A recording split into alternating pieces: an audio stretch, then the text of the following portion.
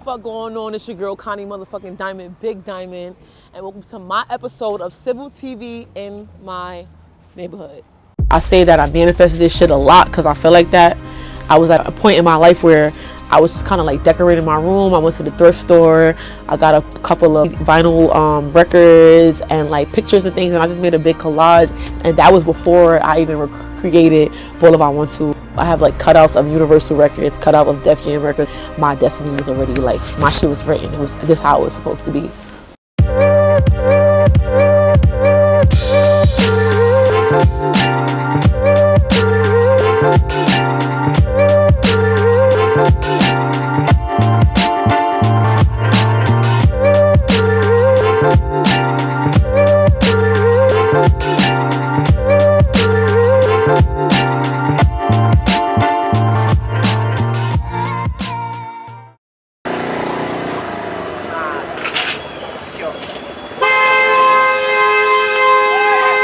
Welcome to the Bronx.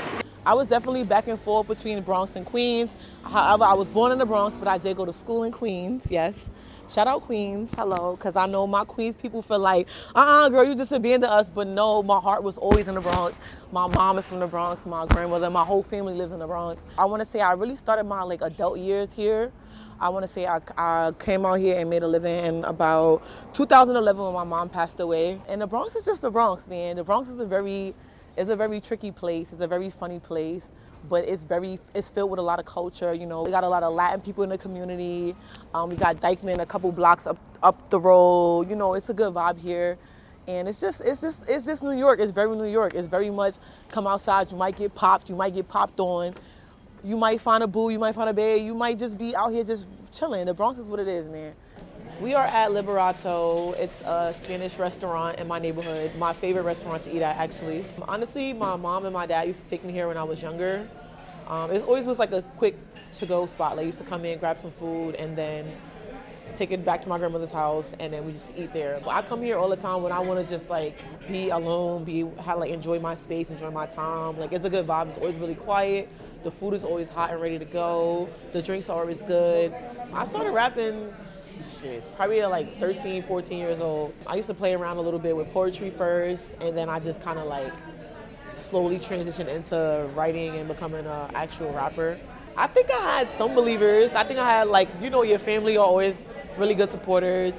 I was a good poet too, so I felt like people did when I did make the transition, people were like, okay, cool, he can actually do this. My sound is gritty, hardcore, rough, aggressive. They don't hold weight just like they body mass. Leave it up to me, I'm putting bitches in the body bag. A lot of people have been comparing me to my music to some drill music. I feel like the thing with me is that I'll do some drill beats, but I don't feel like I approach the beats the way typical drill artists approach the beats. So that's why I don't consider myself a drill artist. Oh my God, my songwriting process is never the same. I always go by the vibe, I always go by the feeling, how I feel, where I'm at. I typically start with writing the verse. And I know it's backwards because usually artists start with the hook, and the hook kind of tells you what you're gonna talk about.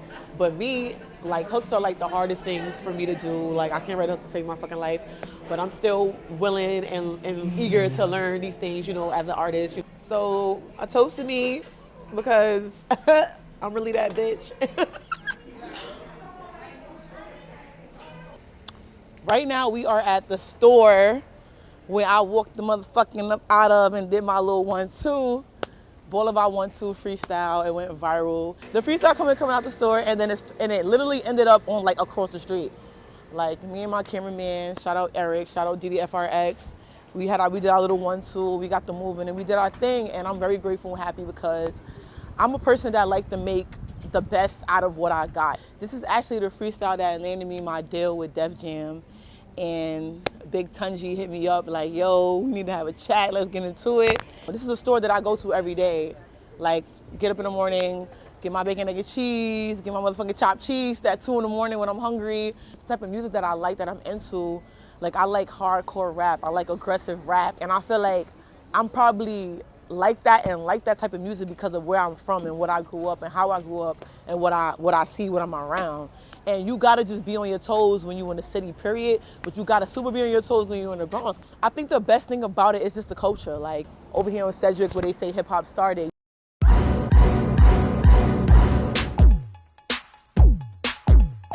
I wanna say my least favorite thing is the poverty and the violence sometimes that occurs over here. This is why I pride myself on making sure that I do what I gotta do to gotta get out of where I'm at so that I can actually come back and maybe provide some resources so that the community can start feeling like we are important too, you know what I'm saying? Hello! My girls are here! Ah! These are my motherfucking bitches and my girls.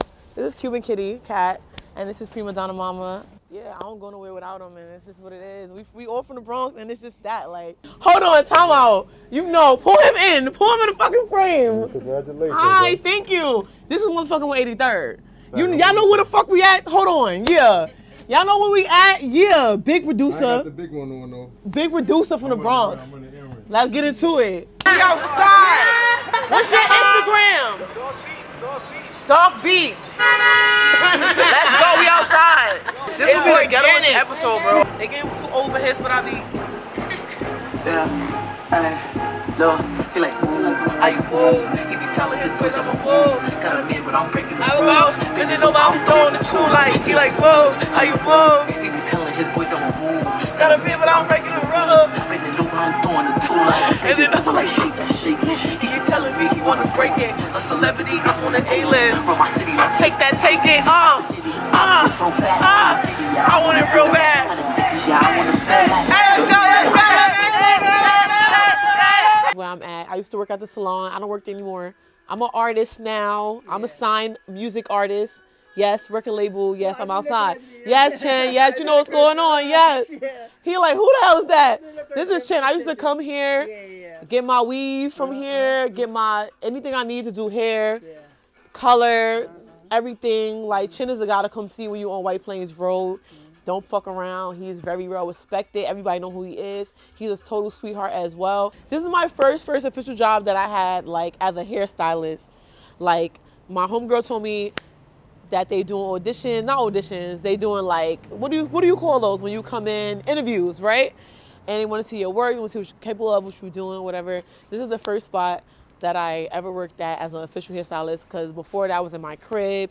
It's given very much kitchen hairstylist. But this is my first official spot. It's called Sleek Layers, and yeah, it's not what it is now. Now it's turned into a financial department office for children and adults. Educating the youth and everyone in the community about money is just very key.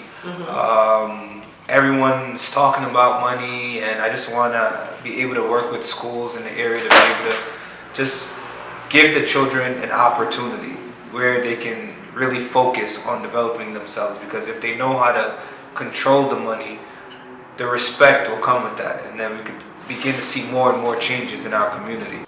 It looks so good in here. It looks good in here, man. You did your fucking thing. It don't look nothing like what it used to look like. But if we gonna put the record on, okay, make sure we're gonna put it on wax. I actually shot Summer 16 here in the back room. It used to be a lash room. The all white walls, black balloons. It's still there. Let's get to it. That was my first viral video, Summer 16.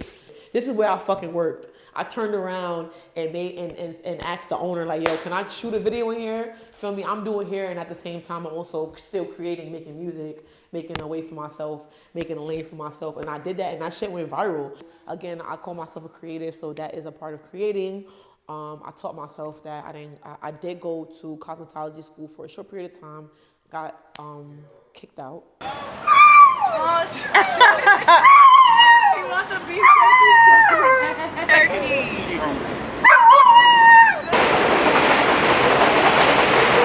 We are currently at the Attic Studio. This is my motherfucking spot. I've been recording at the Attic Studio for like, damn, how many years I've been recording here with you, Mata? 2017. For real? Yeah, 2017. Yeah, I've been out. This is this motherfucking place to be. I'm very picky with my engineers. Like, I'm not one of those that like record everywhere. I really like, and I've tried, like when he's been booked and and busy. I try to record somewhere just when I really want to get it done and get something out, but it's just never the same vibe. And it's like working with an engineer, it's like working with a hairstylist. It's like once you find a person that you know do what you need to do the way you need to do it, you want to constantly just go to them and fuck with them only because you know they know what you want, how you want it, how you need it to go. And we have our up and downs because I'm such a fucking moody and aggressive and angry person sometimes. But Mata knows I love him. For the most part, I don't even really like travel with a large party when I'm in the studio. I'm normally all by myself, right? Maybe once in a blue I'll come with people. Even when I do my features, I just get it. I'll be telling people like, I'm gonna do my feature at my studio because I need my vocals to sound how I need them to sound, and I just send them out. But for the most part, I would say like some candy, some soda, some chips. Yeah. I'll be asking for candy a lot, and he be having these old ass candies in here. No, old. Yes, he be having the old candies. he has some old ass candies. Yo. Like what's it called? Sweet tarts. No. What's the website that you get the equipment from? Sweet Water is a website called Sweet Water where you get equipment from, and when you buy equipment, they'll give you like a little bag of candy, like it'd be like 3 candies in there, and he like saved the candies and then be trying to give it to the people at the studio, and it be candy that he had from last motherfucking year. Yeah, Mr. Outside himself.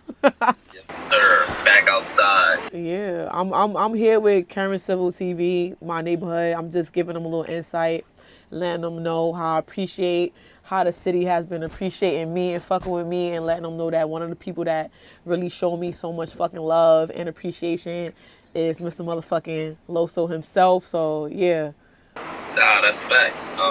You putting on, and I think it's a duty to, anybody who sees anybody putting on for the city the same way you have to uplift that and, try to shed as much light on it as possible. I think that, without being said, you was doing it without that. So, if anything that, we can do as far as like representing, even how we try to represent and bring some energy back to the city, that also starts with showing love and showing, the new energy that's right here too. So, right. I just want to tell you, keep doing what you're doing, and everything that you're doing is not being unknown, even if it seems like it's small or small return. So, it's all traction for your trajectory of where you're going. You know what I'm saying? So keep that in mind too. It's like, it's not every time. I think, socially everybody's looking for like the biggest moments and the biggest viral moments, right, and all that. But what you've been doing is like, key to your journey as well. So right, keep that shit going. I appreciate you, gangly. I always appreciate you. Let you know I appreciate you, love you, and love the support. And yeah, I'm here. I'm ready to let these niggas know we about to take over this shit. You know what I'm saying? Yeah. Somebody reached out to me from Empire. I believe Bobby Fisher. I believe he's Jim Jones, A&R, or if I'm not mistaken, A&R manager. I don't know, something like that. I don't want to say the wrong thing. Don't quote me. But he reached out to me. He said Jim needed like a hard female from the city to be on his mixtape, which was titled "We Set the Trends." It was hosted by DJ Drama, Gangsta Girls, and for me that was like amazing because it was just like, yo, I grew up listening to like a lot of like mixtapes. I was super excited about that. Fab was also featured on the album. Dave East on the album. Nuff Said. It was a lot of up and coming artists and a lot of also OG artists on the album. And we was at the listening party, and we're on stage. Everybody's vibing. Like everyone that's featured, they're on stage, we vibing, and Fab comes in and he comes to me. He's like, yo, you duck and wreck? And I'm like what? What duck and wreck? What that mean? And he was like, I hit you up. So I look at my DMs, and there it was a message from Fab saying that he wanted me to get on a record. And the message was like probably like 2 or 3 months old. So I was just like, oh shit. And you know how Instagram go, they like push your messages like to the bottom or whatever the case. So after that, we exchanged contacts, and I probably went to the studio a couple days later. We vibed out. We got really cool. He just basically was teaching me the game, letting me know, you got to be on your toes. You got to be prepared. He basically was on some like big bro shit with me. So I really appreciate him for that. I'm like the freestyle queen. Like I'm good for a good freestyle. Like I love to do freestyles. People mainly know me from my freestyles or whatever. I'm a person that just like I just create content and I put it out. I don't be looking for anything other than people just to be happy with the content that I give them. I don't purposely try to do anything extra. I don't think to myself like, yeah, this is gonna be the one. I just literally create and just go, because I've learned that sometimes a lot of the things that we put so much energy into and we think it's the one, it's really just never not the one. Like you don't control what the universe chooses to be the one. So I just be, whatever. I just came back.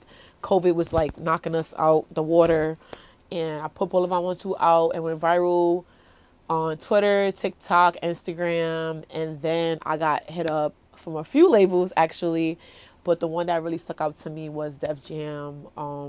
That's the one that landed me. I had a little lunch with Tunji. He was going back into time, like just checking out some of my old material and letting me know that he actually believed in me. He just truly felt like I just needed the platform. I just needed a chance. And I'm happy. I'm very, very, very, very happy and excited. It's a very legendary label. And when I say that, I manifested this shit a lot because I feel like that. I was at a point in my life where I was just kind of like decorating my room. I went to the thrift store. I got a couple of vinyl records and like pictures and things, and I just made a big collage. And ironically, one of the collages was Fabulous Holla Black Youngin, and that was before I even created Boulevard 1-2. It was before I got signed, and it was like these things were already on my wall. I have like cutouts of Universal Records, cutout of Def Jam Records, Ludacris. My destiny was already like, my shit was written. It was this how it was supposed to be. A dream collab. If I want to start with beats, I want to say maybe like with a Pharrell beat or a Timbaland beat. Start there. Again, y'all know I'm obsessed with the motherfucking 2000. I want to say maybe a Missy Elliott. I don't want to say feature exactly, but maybe like someone that's like orchestrating how the record is supposed to go. But if I could say my favorite artist in general right now, I would say I would say Brent Fayez. I would say Brent, because I love the toxic male energy. I love the toxicity in his music. And I would say Summer Walker. And I know it's weird because I'm a rap artist, a hip hop artist, and I'm like naming R&B, but I'm really like a softie at heart. Like I'm really like soft on a don't be laughing. Right now I'm working on my EP with the label Def Jam. I got most of the stuff completed already, but I'm still actually like narrowing down like the songs I want to pick for the project. I think I want to name my project Underdog Season because I feel like I've been an underdog for a long time, and I kind of want to give them a feel of who I am, with a splash of who I could be as well, because a lot of things that I can do that I tap into, a lot of people haven't heard yet.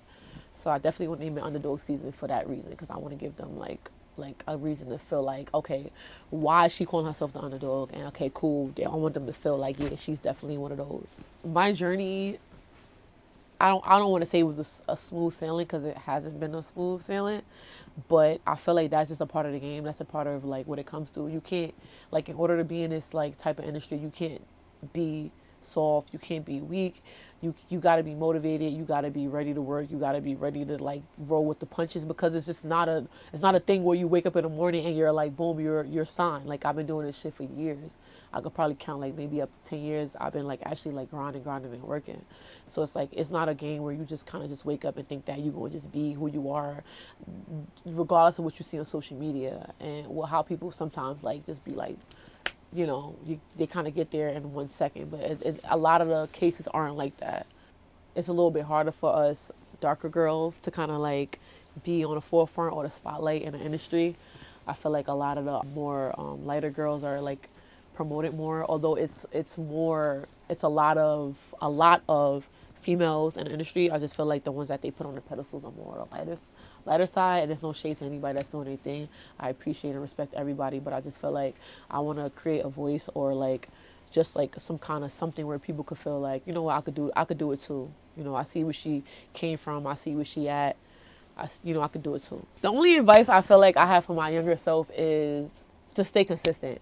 I feel like that's one of my biggest downfalls is that I wasn't consistent when I had those moments in my career where they were like viral, or there were like moments where people were actually like checking for me. And that's because as artists, we're always going to be our own worst critics. We're always going to feel like, damn, this is okay, but it could be better.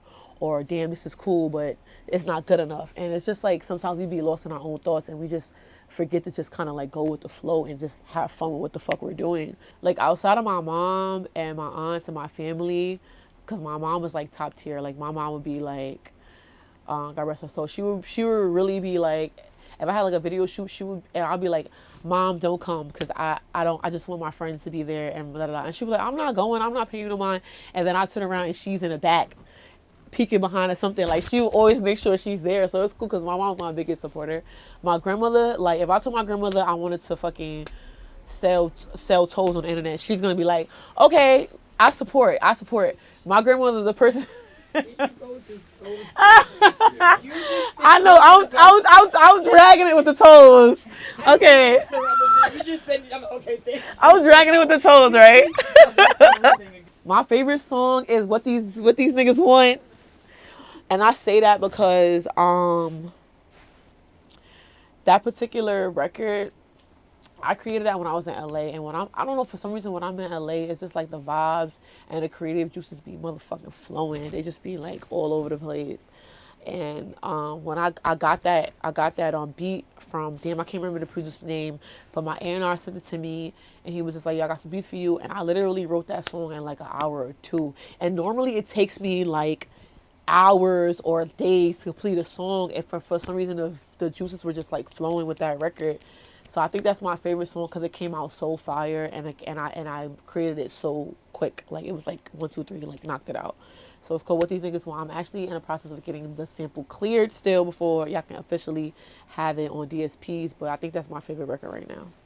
I think it's volume because